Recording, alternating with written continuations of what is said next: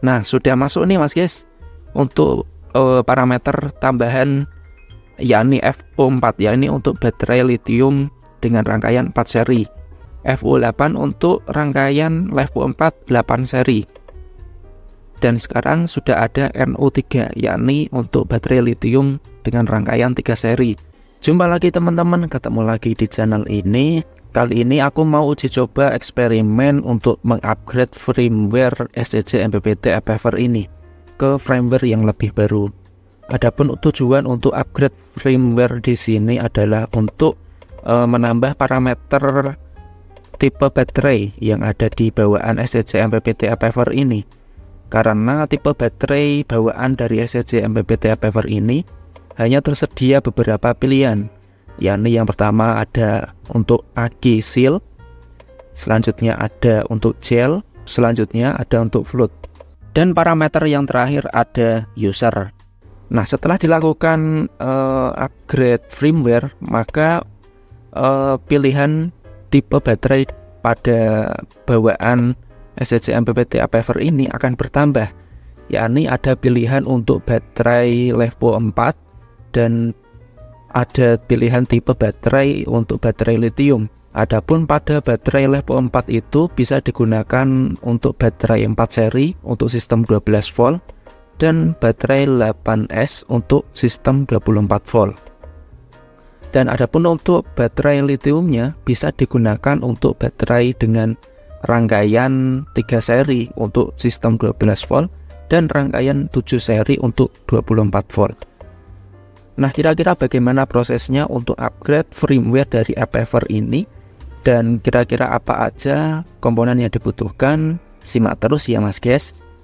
Jadi di sini untuk MPPT-nya sudah aku siapkan. Di sini kalau dicek, ini firmware-nya masih bawaan jadul ya, ePever jadul, karena ini ePever 20 ampere tracer yang tipe jadul.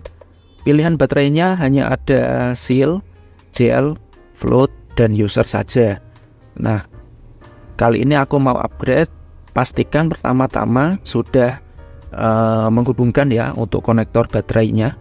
Di sini aku hubungkan ke bateraiku yang aku hubungkan di negatif dan di 12,6 volt atau di rangkaian 3S.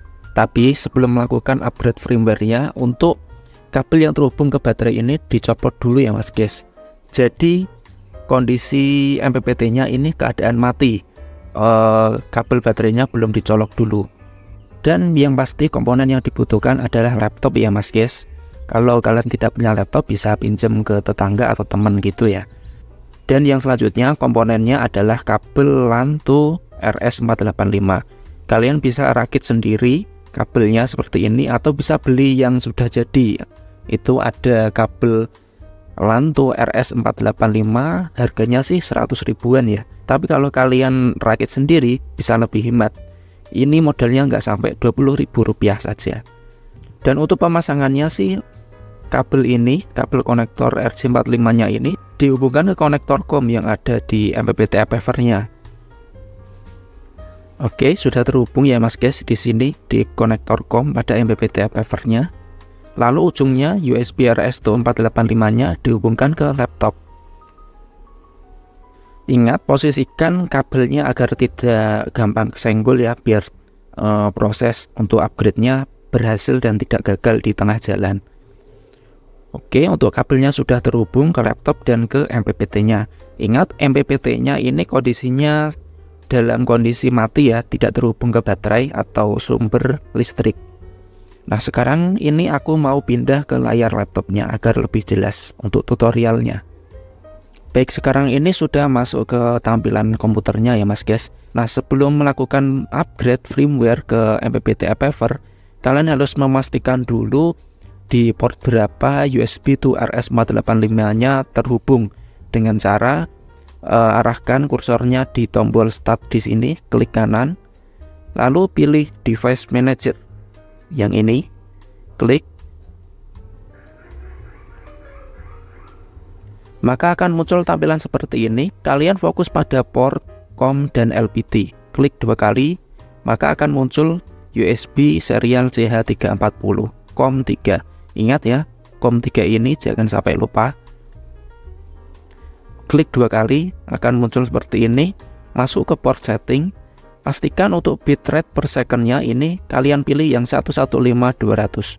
Kalau sudah, kalian oke.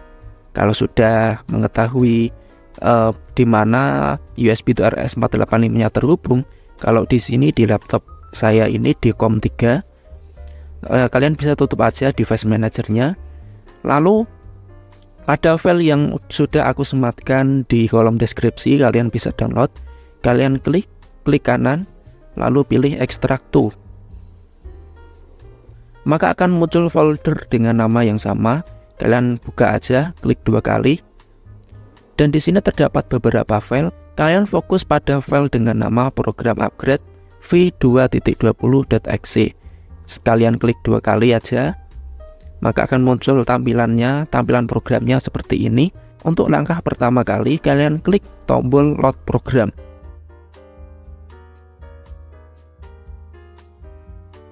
Cari file folder yang sudah kalian ekstrak tadi.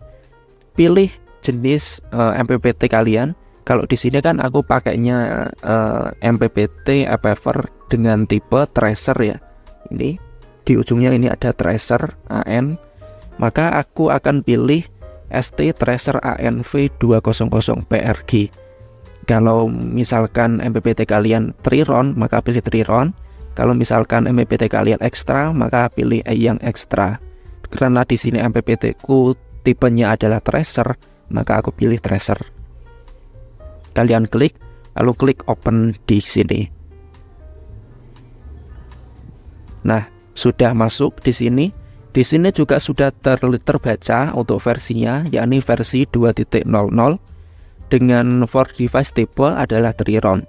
Tidak usah khawatir, ini sudah bawaan. Yang penting untuk filenya tadi kalian pilih sesuai dengan tipe MPPT kalian. Kalau munculnya di sini berbeda, tidak usah khawatir, karena filenya sudah sesuai dari sumbernya seperti itu. Nah, di sini langsung fokus aja ke kolom serial port. Ini klik arah bawah ini, pastikan di sini COM-nya sudah sesuai ya dengan yang di device manager tadi. Kalau di laptopku ini di COM3 ya yang sudah dicek tadi. Pilih COM yang sesuai dengan USB to RS485-nya, lalu klik open. Maka tampilannya akan seperti ini, abu-abu ya. Ini menunggu MPPT-nya untuk dinyalakan. Nah, ini dilanjutkan ke kamera utama ya. Di sini kondisi MPPT-nya masih mati ya, Mas guys. Nah, di sini aku akan hubungkan untuk kabelnya agar menyalakan MPPT-nya ini.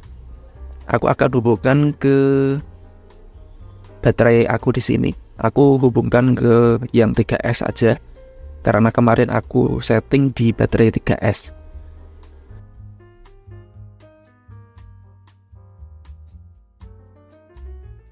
Oke, sudah menyala dan prosesnya di laptop sudah berjalan untuk upgrade.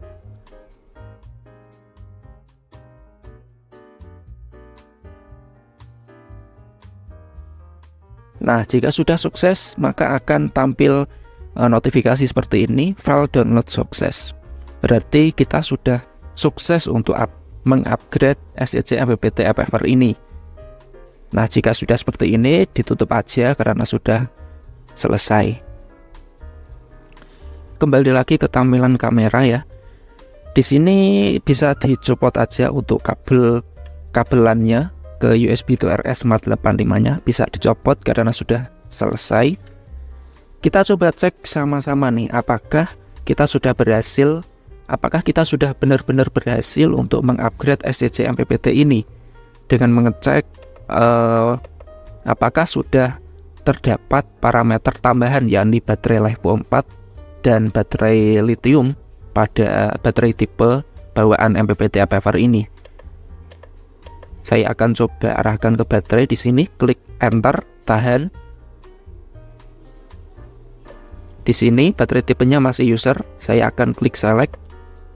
Ini untuk aki seal, aki gel, aki float. Nah, sudah masuk nih Mas guys. Untuk parameter tambahan yakni FO4 ya, ini untuk baterai lithium dengan rangkaian 4 seri. Kita coba lihat lagi.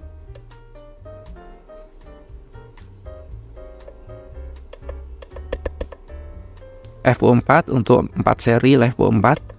Select lagi FU8 untuk rangkaian Levo 4 8 seri. Dan sekarang sudah ada NO3, yakni untuk baterai lithium dengan rangkaian 3 seri. Klik lagi dan ada untuk lithium untuk rangkaian 6 seri. Dan yang terakhir ada NO7, yakni untuk lithium dengan rangkaian 7 seri atau 24 volt. Nah, yang terakhir ada user. Nah, artinya sekarang kita sudah berhasil ya untuk mengupgrade SCC MPPT ini untuk menambah parameter baterai, yakni Levo 4 dan lithium. Nah, dengan sudah ditambahkannya parameter-parameter baterai yang baru ya, yakni Levo 4 dan lithium, kita lebih mudah untuk menyeting MPPT ini.